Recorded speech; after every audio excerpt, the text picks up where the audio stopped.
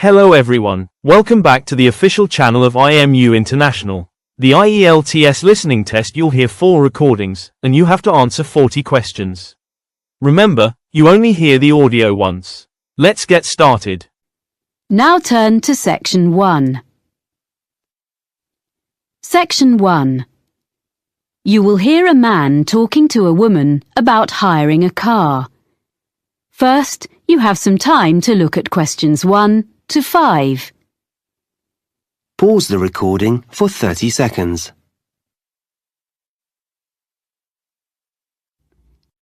Now we shall begin. You should answer the questions as you listen, because you will not hear the recording a second time. Listen carefully and answer questions 1 to 5. Hello, how can I help you? Hi, I'm Carlton Mackay, and you booked me some flights recently to Australia and some internal ones? Oh yes, Mr. Mackay. I remember you now, of course. Well, I find I'm going to need car hire while I'm in Sydney after all. I think you said you could recommend a good value company? Yes, that's right. Cost-wise cars. They're very good and don't charge lots of extras. They have 3 offices in the Sydney area, including one office right at the airport. So I'll just book it online? Yes, you can book online, but you should have their phone number too, just in case. Of course. That's 1800 705 639. It's on the website, and you can get a discount if you quote your booking reference from us. Oh, what's that? I mean the one you got from me when we booked your flights. I have it here. 743002. Oh, thanks. I guess I've got it at home, but I'll write it down again in case.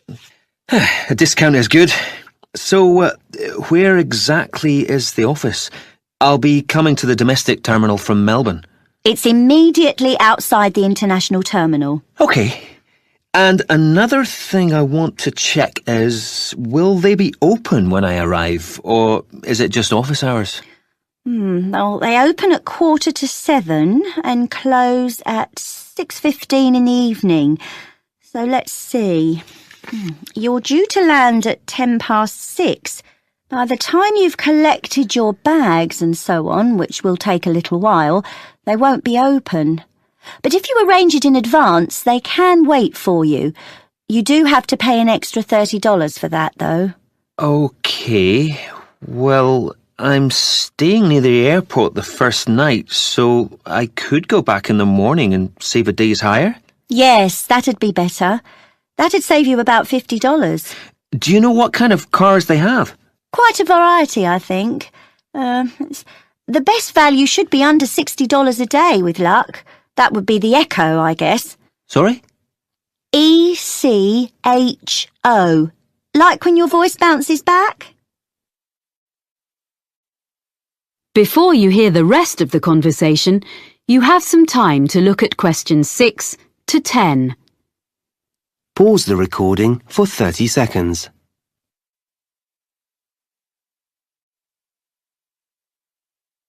Now listen and answer questions 6 to 10. I suppose I have to book online before I leave? That's the best way. They won't deduct any charges until you finish with the car, but they do need your credit card number when you book, and of course they'll want to see your driving licence when you collect. How long will you need it? I'm in Sydney for 7 days. I'll only actually need to use it on 3 or 4 of those days, I hope, but I'll keep it for the whole week. I guess it's going to be a few $100s. Can you suggest anything I can do to keep the cost down? Oh, you get quite a big discount if you do less than 1,000 kilometres in the week. Oh, that's good. I don't suppose I will be driving that far, actually. But, oh yes, the other thing I should mention is the insurance. It's included in the price. Oh, that is good value then. Yes, But what you must remember is that it doesn't cover anything except the car, so you must be careful not to leave anything at all in it when you park, because your luggage isn't insured, even if it's out of sight, locked in the boot. Yeah, well, I think my travel policy will cover that, actually. Good. OK, and can I return the car outside office hours? My flight home is very early in the morning. Can I put the keys through the door or something? There's a secure box just outside the office on the pavement. You just drop the keys in there. Oh, good. And one other thing, you should remember to buy petrol before you leave it. If you don't drop the car back with a full tank, you get charged to fill it. I recommend you go to a supermarket before you go out to the airport. Thanks for the tip. Not at all. Do call in again if there's anything else I can help with. I will. Many thanks. That is the end of section 1. You now have half a minute to check your answers.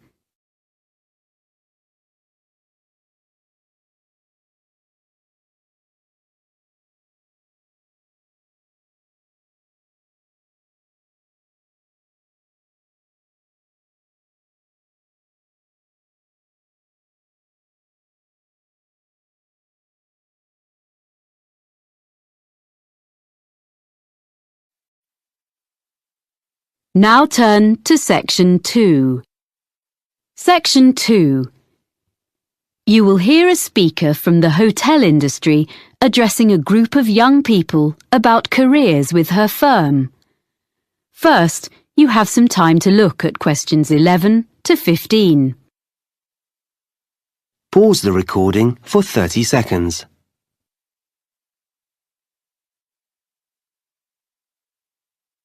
Now listen carefully and answer questions 11 to 15. Good morning. It's a great pleasure to be here in London and to see so many people interested in working in hotels. We in the international finest group of hotels are very proud of our business, and we are always on the lookout for quality recruits in every department. Now, I'm going to outline some of the areas of work where we are currently recruiting and the essential skills or qualifications for them. Then I'll run through our recruitment procedure. Okay? At the moment, we're looking for a number of people for administrative posts in different parts of the world, and also some roles which involve a lot of travelling. One of our main business streams is hosting special events for other businesses. If you have good communication and organisational skills, with a good level of fluency in at least one European and one non-European language, I'd suggest you think about becoming part of the team which sets up these events for all our centres. This would mean being based full-time in our London office. The work ranges from setting up small meetings a few days ahead to organising international conferences 2 years in advance, so there's plenty of variety. Some of the conferences we run have as many as 1,000 delegates, so it's quite challenging. Then there are some posts available for professionals in the catering field. Chefs we can find. It seems this is a popular career choice in many parts of the world, as in the UK these days, in spite of the exacting standards. But people to manage catering departments need more than a love of producing quality food. We're after really energetic and totally efficient young managers who already have the relevant business qualifications. No training on the job here. And they must share the team's determination to make everything run smoothly at any time of the day or night. Or if you are the type of person who enjoys a challenge, what about becoming one of our relief housekeepers? You'll be a good people person, well organised and supremely flexible. As well as covering UK holidays, maternity and paternity leave, there will be times when you have to fill a key post when someone's sick, which could be anywhere in our European, Middle Eastern or Far Eastern hotels, so you must be prepared to hop on a plane at 5 minutes' notice. The International Finest brand name attracts visitors from all over the world and on all kinds of business and leisure trips. Our swimming pools and gyms need to be run by people with the highest standards of customer service. You don't have to be a great athlete, but smart appearance and a pleasant manner are necessary. A diploma in sports science would be the minimum requirement here. Lastly, I'd just like to mention that the main London office has another vacancy. Most bookings come online, especially from the Far East, for people coming to Europe. If you have fluency and some keyboard skills in, for example, Spanish or any Far Eastern languages, either having taken a degree or preferably from having lived and worked overseas, you might be just the person we're looking for to deal with email bookings and queries in the office here. A flexible attitude to working hours is also important, as you may have to come in outside normal office hours. Before you hear the rest of the talk, you have some time to look at questions 16 to 20. Pause the recording for 30 seconds.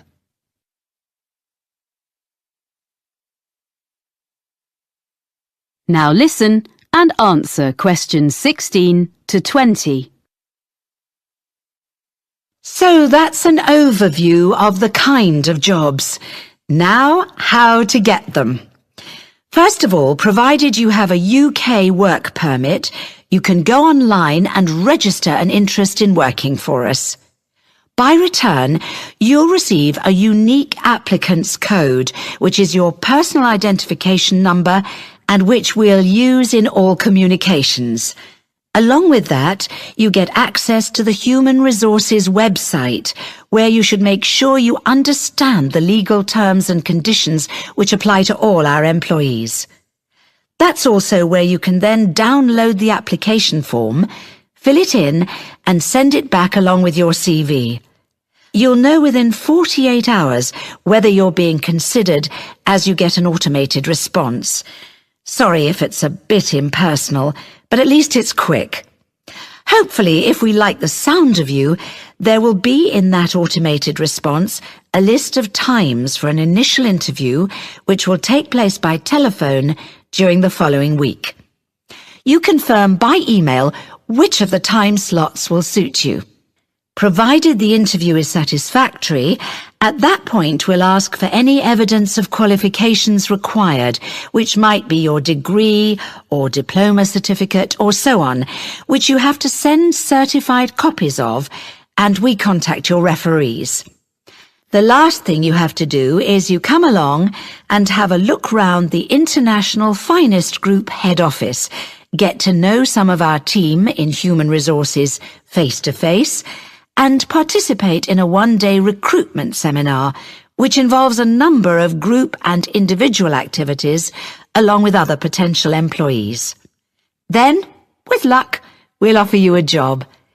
So I hope you like the sound of joining our organisation. That is the end of section 2. You now have half a minute to check your answers.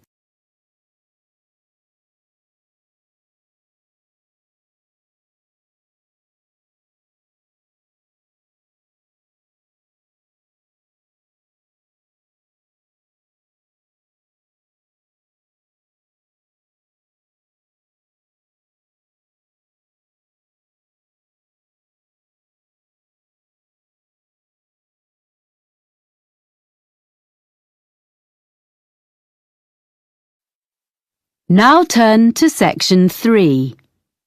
Section 3.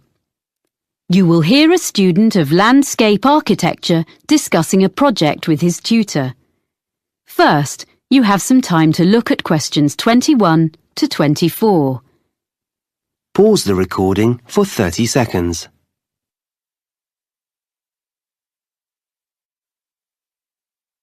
Now listen carefully and answer questions 21 to 24. So, let's hear what you're doing for your next project. I've decided to design a roof garden for a supermarket. I've been looking at some on the web, and I think that a garden on top of a building is the up-and-coming thing. Okay. So you've done a bit of reading already? Mm-hmm. What benefits would there be for the client? Why do you think a supermarket chain would be willing to meet the expense of construction? You do realize that would be the first thing they raise. Yes, I know.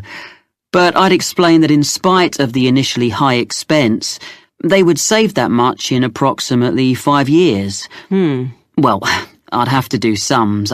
Calculate specifically. Yes. How would the saving come about? Mainly through lower heating and aircon bills. The extra insulation offered by having a layer of living plants in the soil would make a huge difference. Okay. But they might feel the expense of maintenance would be an issue. After all, supermarkets don't normally employ gardeners.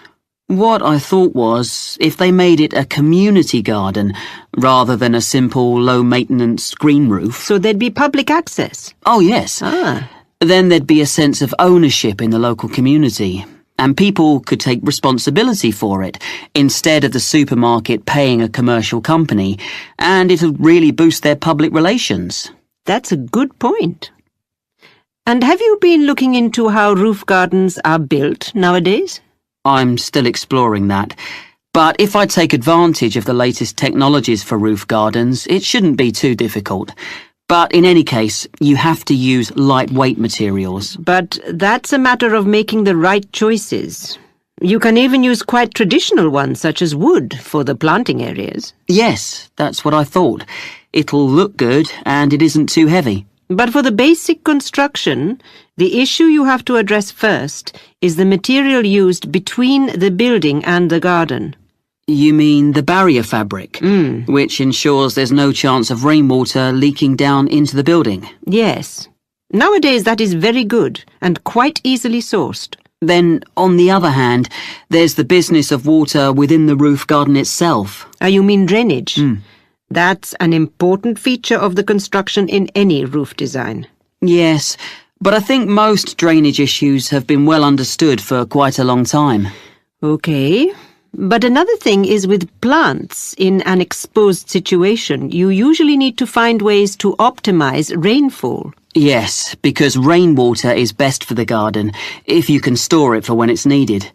What I've been looking at are some buildings which use fairly conventional storage tanks, the kind that have been in use for decades, but have them linked to modern automatic watering systems. Sounds complicated.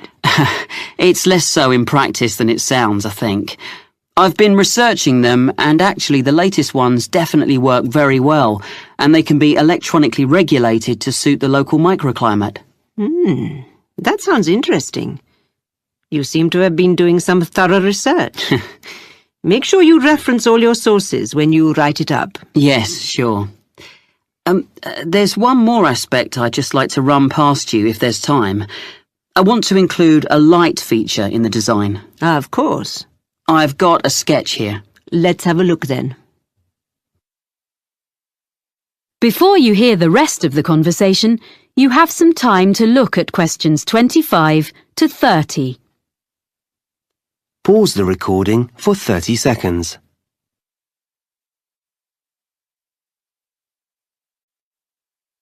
Now listen and answer questions 25 to 30. Well, I was really impressed by something I saw on a roof in Cornwall, and I'd like to design something similar. You have an area of planting, and I'm thinking of installing this lighting in an area filled with low-growing evergreen shrubs. You'd have to have lights and things well away from anywhere children might be. But I can see this could be very effective, if a bit complicated. How would it work? On this drawing, this is a section view. You have this low wall on the right. Yes, that's it. This is just one element, and these areas would be repeated all round the planted area. I think this will probably be a wooden wall using reclaimed timbers with an angled ceramic top surface. Perhaps even ridge tiles, like they use on roofs? Ah, yes. That'd be just the sort of thing. And that'd make it weatherproof. And then the heavy-duty electric wiring comes up through the floor just outside the planted area and into the wall. Then it's brought through to a projector low in the side of the wall, and that sends a beam of light along the fibre optic cable. So there's no electricity in the actual lights. The fibre optic goes across the surface of the soil in the planting area. Yes, that's the beauty of it. The shrubs will soon grow to cover it up, of course, and then the cable goes past a wooden post, which is between the shrubs and can be a support for them as they grow bigger, and then runs up into each element of the installation. So the light beam is carried up to the top of each element and illuminates a kind of conical glass cap? I see. Is that the bit which would glow in the dark? Yes. And what's the cap supported on? Is it a wall? No, it's a slender acrylic rod, like the stem of a flower or mushroom, which the cable runs up inside of. Well, I'll be interested to see the final drawings. Oh, thank you. I'm looking forward to putting it all together. That is the end of section 3. You now have half a minute to check your answers.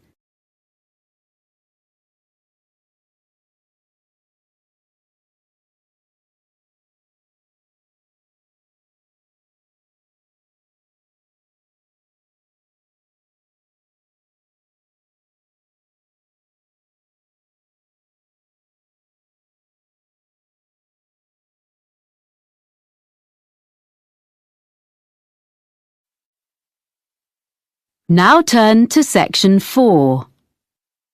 Section 4. You will hear a geography student giving a presentation about sand to fellow students.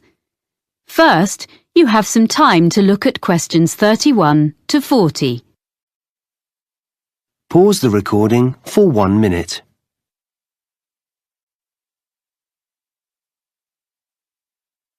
Now listen carefully and answer questions 31 to 40. First, I would like to tell you how the Argus computerized photography system has helped marine researchers. Then I shall talk a bit about sand collecting. Well, Argus is the system Dr. Rob Holman developed when he was working at a research pier on the coast of North Carolina about 20 years ago. This pier stretches out over the water, and it's the longest research pier in the world, with an observation tower on the end of it. The researchers there make precise measurements of how the sand moves about under the waves.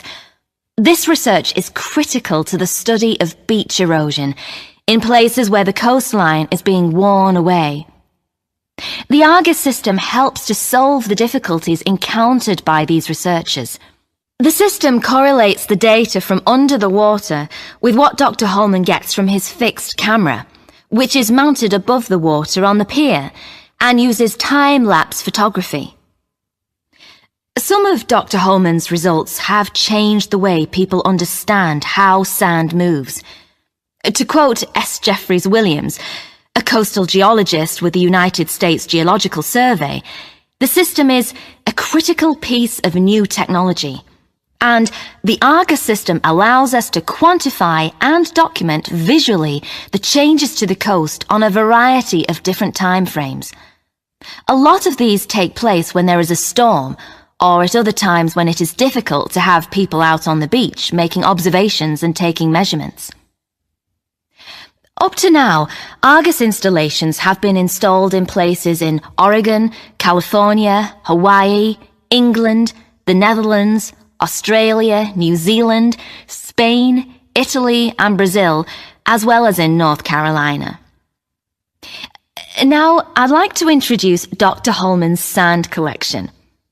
He started collecting sand in the 1980s, and he still collects it now, even though he has around 1,000 samples. They come from his travels and from geologists and amateurs all over the world, and the collection includes sand from each continent, including Antarctica. People send him sand in envelopes, plastic bags, paper towels, and all sorts. Each is stored in a glass jar, which Dr. Holman labels by latitude and longitude of its origin, as well as he can work them out. Sometimes the information is a bit sketchy. Anyway, it's mainly geology students at the university who study his collection, and they can learn a lot from it. For instance, one set of tubes displays sand from the east coast of the US, so you can see that the sand gets lighter and finer from north to south.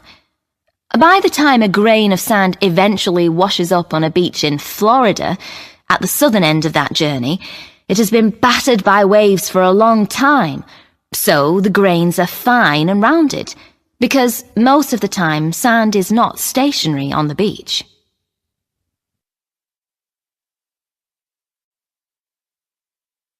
Okay, so if you'd like to collect sand and maybe even send some to Dr. Holman, how should you go about it?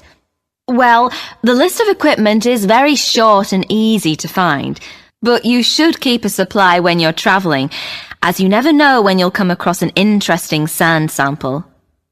One really handy thing for digging sand, especially if it's hard or frozen, is a spoon. It's perfect for that. If you're traveling by air, it'll have to be plastic, but metal is preferable, as plastic tends to break. You need something to put the samples in that is damp-proof and easy to carry. You can just use plastic bags, but you need to record the location and date on the bag, so you must also have a permanent marker with you, because you can never assume you will remember where you gathered a sample from later on, and you don't want it to rub off before you get home. And that's about all you need in the field to collect sand. When you get home, your samples should be logged in a notebook or computer. You need to note the location and be really specific as to exactly whereabouts on the beach you gathered your sample, low tide mark, under cliff area, etc. Then you store your sample. You want to keep everything in good condition and avoid contamination. So first you make absolutely sure that each sample is perfectly dry. You don't need any complicated apparatus for this. You can just air it out on layers of newspaper, which is suitably absorbent. Most people find that's the best way. Then, lastly, but this is really important, before there can be any chance of confusing this later sample with another, you put it in a clean small bag or a jar, and you must stick an identification label on straight away. Some people put one inside as well, in case the outer label falls off, but that's up to you. Well, that's about all you need to know to get started as a sand collector. Any questions? That is the end of section 4. You now have half a minute to check your answers. That concludes today's IELTS listening mock test. How did you perform? Compare your answers with the key provided to see your estimated band score. If you're ready to take your preparation to the next level, join us at IMU International. From intensive IELTS workshops to free student visa consultancy, we provide the expert guidance you need to succeed in 2026. Visit our centers in Navsari or Billamora to start your journey today. Don't forget to like this video and subscribe for more professional training from IMU International. Good luck with your studies, and we'll see you in the next session.